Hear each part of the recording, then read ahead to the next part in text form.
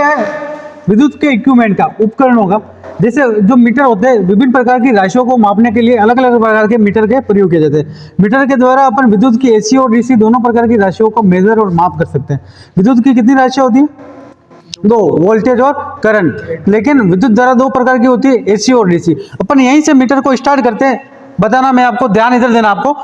जैसे आपको मीटर के बारे में थ्योरेटिकल मैंने नॉलेज दिया था, ये कौन सा मीटर है? मीटर है। कैसे पता चल रहा है कि ये मीटर है? ये ए लिखा हुआ है, मीटर या एम्पियर मीटर। इसकी रेंज कहाँ है, कहाँ से कहाँ तक माप सकते हैं अपन इसको? 0 से 25 एम्पियर तक, है ना। इसमें जो सिंबल लिखे हुए उन सिंबल के आधार पर इसका प्रयोग किया जाता है। जैसे 1.5 मतलब 1.5 एम्पियर का इसमें एरर रह सकता है, इससे कम या ज्यादा वो एम्पियर ये बता सकता है। इसमें स्टार बना हुआ है, इसका मतलब ये है कि ये 25 एम्पियर तक, इससे ज्यादा एम्पियर पर मापा गया है इसको, और 25 एम्पियर तक सावधानी पूर्वक सफलतापूर्वक ये कार्य करेगा। इसमें ये लंबवत का निशान भी है, उल्टा टी।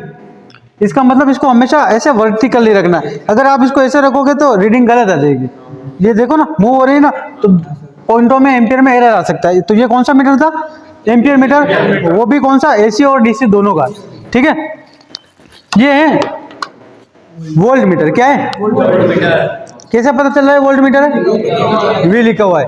इसके भी दो टर्मिनल है। इसके दो टर्मिनल पर एक पर फेज दिया जाता है और एक पर न्यूट्रल दिया जाता है। अगली बात आपको समझ में, समांतर क्रम में इसको संयोजित करते हैं, और इसमें भी वही सिंबल है जिनके आधार पर इसका प्रयोग करते हैं। इसमें एरर 2.5 लिख रखा है, यानी या तो जो भी रीडिंग आ रही है वो 2.5 ज्यादा हो सकती है या 2.5 वोल्ट कम हो सकती है। इस मीटर को भी लंबवती प्रयोग करना चाहिए, आप आधा तिरछा प्रयोग नहीं कर सकते, इससे रीडिंग में एरर आ जाएगा। वोल्ट मीटर को परिपथ के किस क्रम में लगाते हैं? समांतर क्रम में लगाते। ये भी वोल्ट मीटर, ये छोटा कितने वोल्टेज का है? 0 से 500 वोल्टेज का। इसके टर्मिनल का है पीछे की तरफ, फेज और न्यूट्रल। ये पैनल में लगने माउंट वाला वोल्ट मीटर है। इसको आप कहीं पैनल में लगा सकते हो, इंस्टॉल कर सकते हो, ठीक है। इसको भी लंबवती रखना है। आप अगर ऐसे लगाओगे तो 200 वोल्टेज वैसे ही बता रहा है, ठीक है। ये मल्टीमीटर, मल्टी का मतलब संयुक्त, कॉम्बिनेशन। मल्टीमीटर को एवोमीटर भी कहते हैं। क्या कहते हैं? एवो का मतलब AVO, एवो मतलब एम्पियर, वोल्टेज और ओम निकालने का जो मीटर आता है उसको एवोमीटर कहते हैं। क्या कहते हैं? एवोमीटर कहते हैं ना। एवोमीटर, इसके द्वारा AC voltage, DC voltage, DC ampere, प्रतिरोध, कनेक्टिविटी, कंटिन्यूटी, सारी चीजें इसके द्वारा अपन ज्ञात कर सकते हैं। एक सीरीज परिपथ का काम भी ये करता है, ठीक है। इसमें कोई भी चीज की अगर कंटिन्यूटी चेक करनी है तो बजर के ऊपर डिपेंड करते हैं। जिस प्रकार सीरीज में लैंप चलता है उसी प्रकार इसमें बजर बजता है। अगर बजर बज जाता है इसका मतलब परिपथ सही है, बजा। इसी प्रकार से अपन सीरीज में भी किसी को टेस्ट करते हैं, लैंप चलता है इसका मतलब परिपथ सही होता है। ये होता है टोंग टेस्टर। क्या है? टोंग टेस्टर। इसको क्लैंप मीटर भी कहते हैं। ये भी मल्टीमीटर की तरह ही होता है, AVO, तीनों चीजें मापता है। लेकिन इसमें एक सुविधा होती है कि आप वायर को बिना छिले हुए वायर में करंट निकाल सकते हो। एसी करंट, जैसे इस तार में कितनी विद्युत धारा प्रवाहित हो रही है, तो आप इस तार को इसके अंदर रखो और इसको एसी धारा पे सेट करो तो ये रीडिंग बता देगा कितने एम्पीयर इसमें प्रवाहित हो रहा है। तार को छिलने की जरूरत नहीं होती। काफी बार पता होता है तो RSB वाले आते हैं और डायरेक्ट बाहर से ही मापते हैं कि अंदर कितनी मोटर चल रही है, आपके कनेक्शन कितने का है। अगर 15 एम्पीयर लोड ले रही है मोटर, इसका मतलब एक मोटर है। अगर 30 ले रही है इसका मतलब आपने कुएं के अंदर 2 मोटर डाल रखी है। तो वो एम्पीयर इससे ज्ञात कर लेते हैं और कनेक्शन काट के चले जाते हैं कितने का आपके कनेक्शन है, नहीं है। तो ये काम आता है जांच करने के लिए। ऐसी विद्युत धारा को बिना कट लगाए, बिना वायर छिले ज्ञात करने में कौन सा मीटर काम आता है? Clamp meter. इसको डिजिटल मीटर भी कहते हैं। और इसमें एक CT होता है, ट्रांसफार्मर के सिद्धांत पे काम करता है। ये आता है ओम मीटर। विभिन्न प्रकार के प्रतिरोध को मापने में काम आता है, प्रतिरोध जो होते हैं उसको।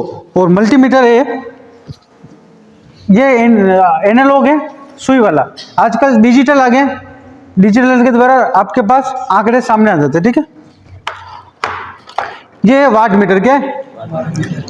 वाट मीटर को अपन क्या कहते हैं? शक्ति, पावर बताता है। किसी भी उपकरण की शक्ति ज्ञात करने में ये काम आता है। सारे सिंबल इनमें वही है जो उन मीटरों में बता रखे। इसके पीछे 4 टर्मिनल है। मैंने आपको वाट मीटर के बारे में बताया था कि वाट मीटर में कितनी कोयले होती है? 2, CC और PC। 2 CC के 2 PC के टर्मिनल, इनको जोड़ना अपन अगले प्रैक्टिकल में बताएंगे। पूरे 1 मीटर का एक प्रैक्टिकल, ठीक है। क्या काम आता है ये? पावर ज्ञात करना। पावर यानी शक्ति, किसी भी उपकरण की शक्ति मापना कि ये बल्ब जल रहा है तो कितने वाट का है, पूरे घर का लोड कितने वाट का, तो आप घर के पहले ये लगा सकते हो एनर्जी मीटर के बाद, ठीक है।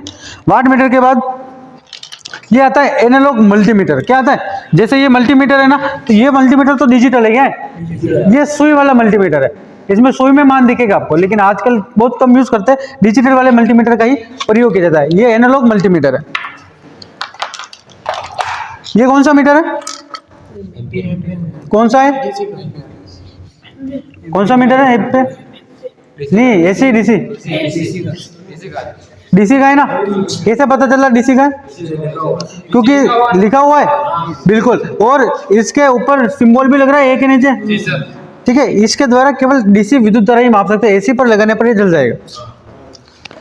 ये कौन सा मीटर है? कौन सा मीटर है ये मल्टीमीटर है। ये मिली वोल्ट मीटर है, 1 वोल्ट से भी कम वोल्टेज मापने में काम आता है। कौन से? मिली वोल्ट मीटर, वो भी कौन सा? डीसी, एसी नहीं, कौन से? DC millivolt meter. ये एनर्जी मीटर क्या है? आपने देखा होगा कोई किराए के मकान में रहते हैं, रूम के वहां लगे हुए रहते हैं कि किसी भी छोटे से कमरे की या किसी होटल के कितना कंज्यूम कर रहा है, उसको सप्लाई यहाँ देते हैं, यहाँ से उसके कमरे में लोड देते हैं, पूरे महीने में इतने कितने यूनिट को कंज्यूम किया वो सब इसमें आ जाता है, ठीक है। ये एक प्रकार का एनर्जी मीटर ही ऊर्जा की खपत बताता है यूनिट के अंदर। 1 किलोवाट यानी 1000 वाट 1 घंटे तक रेगुलर चलता है, तो 1 यूनिट ये बता देगा।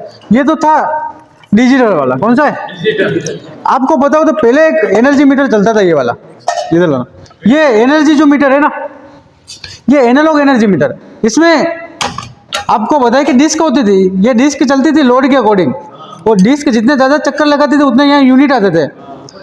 ऊपर चुंबक रखने पर इसमें यूनिट नहीं आते थे, लेकिन लोड चलता रहता था, तो बिजली चोरी ज्यादा करते थे, इसलिए इस मीटर को बंद कर दिया। ये भी एक सिंगल फेज का एनर्जी मीटर है। क्या है? आपने देखा है कभी? हाँ, देखा। ये चलता है और ये चला के बताएंगे आपको, है ना। ये यहाँ फेज न्यूट्रल देते हैं और यहाँ से फेज न्यूट्रल घर के अंदर जाते हैं, और जैसा जैसा लोड बढ़ता है वैसे वैसे डिस्क घूमती रहती है। इतनी ज्यादा घूमेगी ये यूनिट ज्यादा बनेंगे और आपके फिर रीडिंग आएगी, उसके अकॉर्डिंग बिल आ जाएगा। तो कौन सा मीटर है? Energy meter. एक एनर्जी मीटर आता है 3 फेज का। कौन सा आता है? 3 फेज का एनर्जी मीटर आता है। ये 3 फेज एनर्जी मीटर है। ये तीनों फेज का इसमें टर्मिनल होते हैं 8। कितने होते हैं? ये 3 फेज की यूनिट ज्ञात करने में काम आता है। 3 फेज में 8 टर्मिनल दिए गए हैं। RYB 3 तो फेज होते हैं और एक न्यूट्रल होता है, तो 4 तो इनपुट और 4 आउटपुट के। कितने टर्मिनल हो गए? 8। इसमें एक सिस्टम हो जाता है R input R output, continue पास में होते हैं। एक फेज गया, दूसरा वही फेज वहां से निकलेगा पास से, दूसरा फेज गया, उसी प्रकार न्यूट्रल बीच में देते और न्यूट्रल के पास से न्यूट्रल वापस निकल जाता है। आगे बात समझ में आपको? तो ये कौन सा मीटर है? डिजिटल प्रकार का 3 फेज एनर्जी मीटर। 3 फेज में कितने यूनिट आपने निकाले वो सारी रीडिंग इसके द्वारा आ जाती है, ठीक है। इसको भी जोड़ना अपन 3 फेज सप्लाई में बताएंगे। ये आपने देखा होगा ट्रांसफार्मर पर लगा होता है, कुएं पर अपने खेत के ट्रांसफार्मर पर 3 फेज एनर्जी मीटर लगा होता है। तो समझ में आए मीटरों के बारे में आपको? ये सारे मीटर क्या काम आते हैं? अपने विद्युत की राशियों को मापने में काम आते हैं। अलग अलग प्रकार की राशियों को इनके द्वारा अपन माप सकते हैं। और इन मीटर का प्रयोग कैसे करते हैं, इनका एक एक का प्रैक्टिकल अपन अलग अलग करेंगे। जैसे एम्पियर मीटर है वो विद्युत के परिपथ के श्रेणी क्रम में संयोजित होता है, और वोल्ट मीटर है वो परिपथ के समांतर क्रम में संयोजित होता है। अब वाट मीटर है, इसके 4 टर्मिनल है, तो इसमें श्रेणी और समांतर दोनों में मिक्स में संयोजित होता है।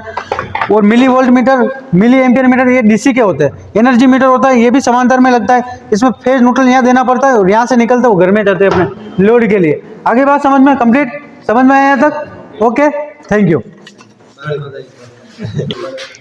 और अधिक जानकारी के लिए चैनल को सब्सक्राइब कर सकते हो आप, और इस तरह के वीडियो आपको ज़्यादातर मिल जाएंगे इस चैनल पर। Thank you so much.